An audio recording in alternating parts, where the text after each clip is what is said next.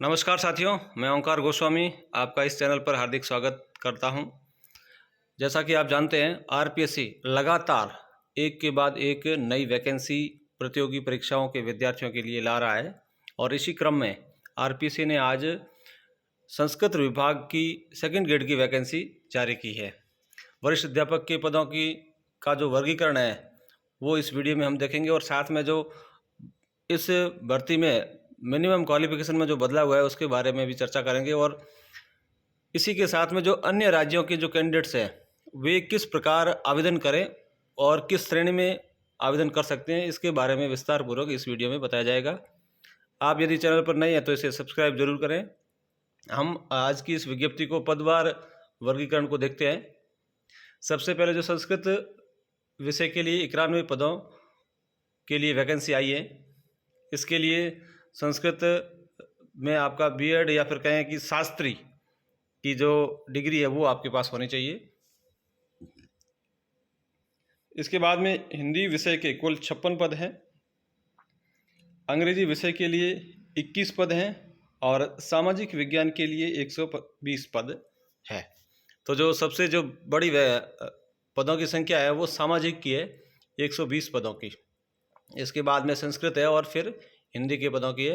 यहाँ पर जो आवेदन करता है वो बीएड कर रखी है, सामान्य तौर पे वो आवेदन कर सकता है।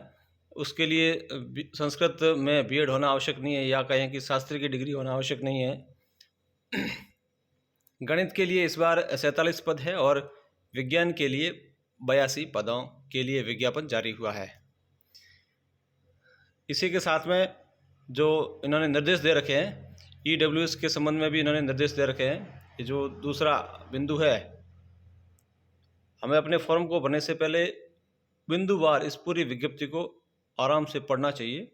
राजस्थान राज्य की पिछड़ा वर्ग, अति पिछड़ा वर्ग और आर्थिक रूप से कमजोर यानी कि ईडब्ल्यूएस के लिए आरक्षित पदों हेतु पात्र एवं उपयुक्त अभ्यर्थी उपलब्ध नहीं होने पर इन पदों को नियमानुसार सामान्य प्रक्रिया से भरा जाएगा। ये जानकारी यहाँ पर दे रखी है। इसके अलावा जो 4 नंबर पर जो महत्वपूर्ण जानकारी है वो दे रखी है, विशेष योग्यजन या निःशक्त जन यानी कह सकते हैं कि दिव्यांग जन जो है वो एवं भूतपूर्व सैनिक के लिए दर्शाए गए पदों का आरक्षण क्षैतिज यानी कि हॉरिजॉन्टल है और इसका मतलब है अभ्यर्थी जिस वर्ग का होगा उसे उसी वर्ग के अंतर्गत समायोजित किया जाएगा। इसके अलावा राजस्थान के जो मूल निवासी है वे इसके लिए आवेदन कर सकते हैं श्रेणीवार, और जो राजस्थान से बाहर के हैं यानी कि आउट ऑफ राजस्थान के हैं कैंडिडेट्स, उन्हें अपने इस श्रेणी का लाभ नहीं मिलेगा। उन्हें सामान्य से फॉर्म भरने के लिए वे स्वतंत्र है, सामान्य से वो अपना फॉर्म अप्लाई कर सकते हैं।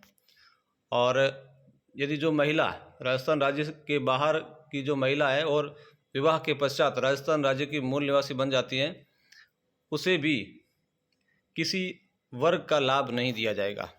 इसका मतलब है जो अदर स्टेट से हैं उनको सामान्य वर्ग से ही आवेदन करना होगा। अब देखते हैं इन पदों के लिए योग्यताएं क्या है।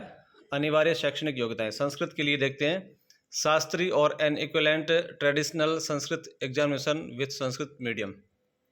शास्त्री इसके लिए होना आवश्यक है और संस्कृत मीडियम में वह पढ़ा हुआ होना आवश्यक है, और शिक्षा शास्त्री की डिग्री भी इसके पास हो सकती है। इसके अलावा हिंदी, अंग्रेजी और गणित विषय के लिए ग्रेजुएशन परीक्षा होना आवश्यक है और साथ में जो ऑप्शनल सब्जेक्ट के रूप में है वो ये विषय होना आवश्यक है। विज्ञान के लिए भी बीएड चाहिए और विज्ञान के लिए जो इन्होंने जो सब्जेक्ट ले रखे हैं उसमें ये physics, chemistry, zoology, botany, micro botany, biotechnology और बायोकेमिस्ट्री एंड डिग्री और diploma in educational recognised by NCTE. सामाजिक विज्ञान के लिए भी इसी प्रकार की योग्यताएं बीएड होनी चाहिए। अब हम बात करते हैं शैक्षणिक अर्हता संबंधी प्रावधान। पद की अपेक्षित शैक्षणिक अर्हता के अंतिम वर्ष में सम्मिलित हुआ हो या सम्मिलित होने वाला व्यक्ति भी आवेदन करने के लिए पात्र होगा। यानी कि जो फाइनल ईयर में है वो आवेदन कर सकता है, किंतु उसे आयोग द्वारा आयोजित प्रतियोगी परीक्षा से पूर्व शैक्षणिक अर्हता अर्जित करने का सबूत देना होगा। यानी कि जिस दिन आपकी परीक्षा होगी उस दिन आपको आपकी योग्यता प्रूव करनी होगी। वेतन का रनिंग पे बैंड बता रखा है L11 4200 पे ग्रेड है इसका, और 2 साल के लिए आपको फिक्स पे यानी कि प्रोबेशन पे रखा जाएगा। आयु सीमा न्यूनतम 18 वर्ष और अधिकतम 40 वर्ष रखी गई है, और जो वर्ग विशेष है उनको इस प्रकार छूट दे रखी है। ये आप इस विज्ञप्ति को अच्छी तरह से पढ़ने के पश्चात निर्धारित कर सकते हैं कि आप किस श्रेणी में आते हैं और आपको कितनी छूट मिल रही है।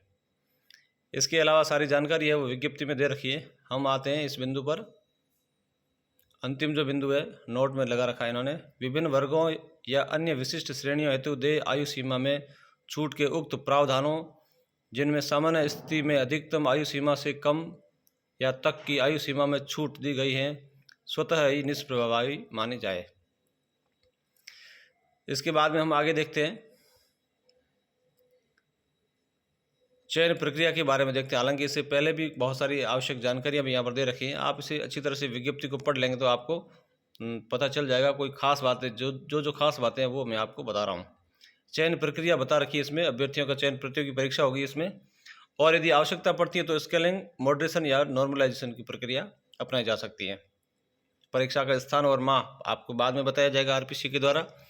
परीक्षा की योजना जो नीचे हम आगे इस विस्तारपूर्वक इस पर बात करेंगे, और इसका जो सिलेबस है, पाठ्यक्रम है, वो अलग से जारी किया जाएगा। हालांकि अभी सेकंड ग्रेड जो सेकेंडरी एजुकेशन का जो पाठ्यक्रम जारी हुआ है वही पाठ्यक्रम इसका भी रहने की पूरी संभावना है, वही पाठ्यक्रम रहेगा। तो आप उसके अनुसार भी परीक्षा की तैयारी कर सकते हैं। आवेदन की जो अवधि है वो 23 मई से लेकर के 21 जून तक रात्रि 12 बजे तक रहेगी।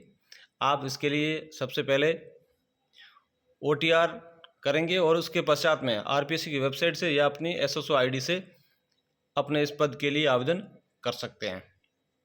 OTR करते समय आपको ध्यान रखना है कि आपकी जो सारी जानकारी है वो आवश्यक रूप से सही हो, और फिर उसमें बदलाव की गुंजाइश बहुत कम है। और हालांकि इस बार दोबारा खोला जाएगा संशोधन करने के लिए, लेकिन आने वाले समय में फिर संशोधन के लिए आपके पास विकल्प संभवतः नहीं रहे, और यदि विकल्प देंगे तो आपसे मोटी फीस वसूली जाएगी। और यदि कोई आवेदन करते समय भी कोई त्रुटि करता है OTR में, अभी OTR प्रोफाइल में दर्शाए गए स्वयं के नाम यहाँ पर बताया गया है, पिता का नाम, जन्मतिथि और लिंग के अतिरिक्त अन्य त्रुटि संशोधन निम्नानुसार कर सकता है। यानी कि नाम, पिता का नाम, जन्मतिथि और लिंग, इसमें परिवर्तन नहीं कर सकता, अन्य परिवर्तन कर सकता है, और 500 रुपये इसके लिए शुल्क निर्धारित है। तो मोटी फीस RPC में जमा करने से अच्छा है कि हम पहले से ही सतर्क रहें। यहाँ पर भी अच्छी तरह से समझाया, नाम, पिता का नाम, जन्मतिथि और लिंग इत्यादि जो जानकारी है वो संशोधन नहीं होगा। इसके बाद में यहाँ पर स्कीम दे रखी है परीक्षा की। परीक्षा में एक और ख़ास बात है कि यहाँ पर 40% जो मिनिमम क्वालिफाइड करने पड़ेंगे आपको अंक, और 5% की वर्गों को छूट दे रखी है। पेपर जो होगा वो पहला पेपर होगा आपके 200 अंक का होगा और 2 घंटे का होगा। 100 प्रश्न इसमें आएंगे, और इस प्रश्न में जो 12 अंक है वो इस प्रकार रहेगा। जब ये जो राजस्थान के बारे में है, भूगोल, इसकी हिस्ट्री, कल्चरल और GK, राजस्थान का ये 80 नंबर का है। उसके बाद में करंट अफेयर्स ऑफ राजस्थान का 20 नंबर का है। GK वर्ल्ड और इंडिया का 60 नंबर का है, और एजुकेशनल साइकोलॉजी ये 40 नंबर की है। कुल मिलाकर के ये 200 नंबर का पेपर होगा पहला। सेकंड पेपर भी आपका जो होगा वो 300 अंक का होगा, और ये 2.5 घंटे का होगा।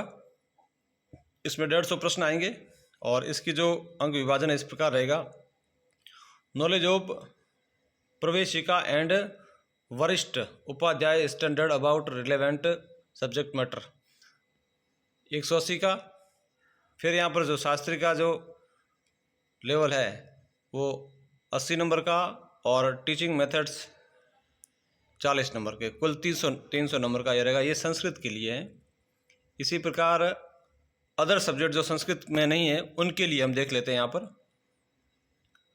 12 अंक तो वही 300 अंक है, इसको हम देख लेते हैं।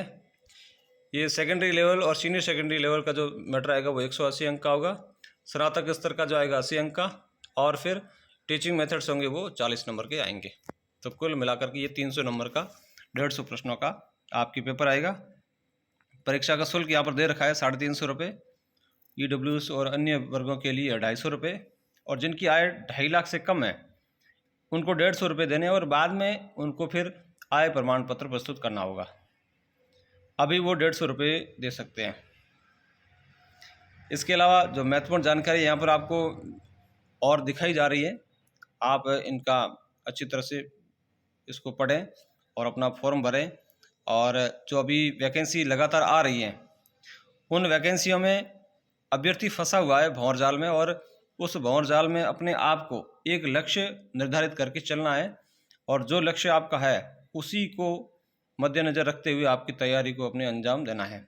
फर्स्ट ग्रेड की वैकेंसी आ गई है, सेकंड ग्रेड की भी आ गई है, और दोनों विभागों की आ गई है। संस्कृत विभाग की और सेकेंडरी एजुकेशन की भी विज्ञप्ति आ चुकी है।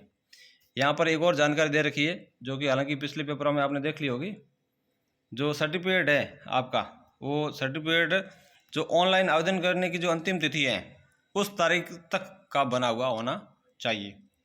और जो महिलाएं बना रही है वो पति के नाम, निवास स्थान व आय के आधार पर जारी प्रमाण पत्र मान्य नहीं होगा, यानी कि उनको अपने पिता की आय के आधार पर अपना जाति प्रमाण पत्र बनवाना पड़ेगा।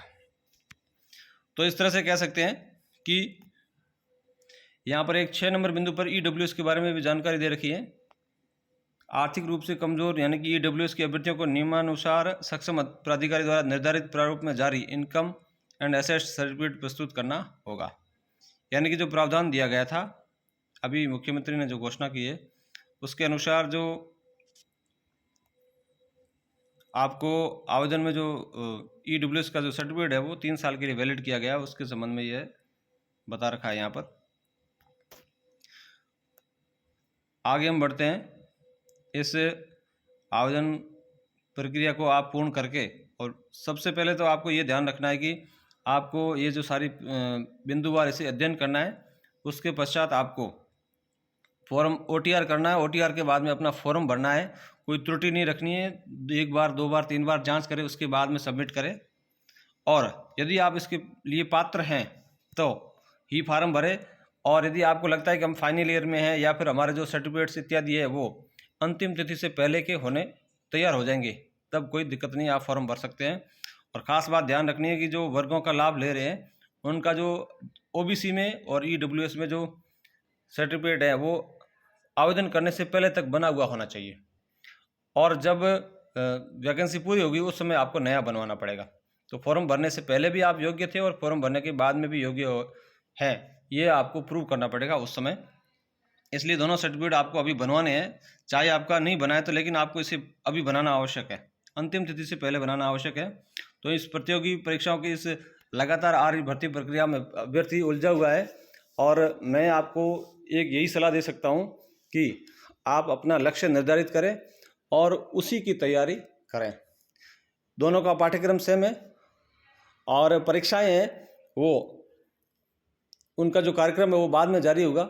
आपको अपने लक्ष्य अनुसार, अपनी योग्यता के अनुसार उस ग्रेड की तैयारी करनी है जिसके लिए आप प्रयासरत हैं।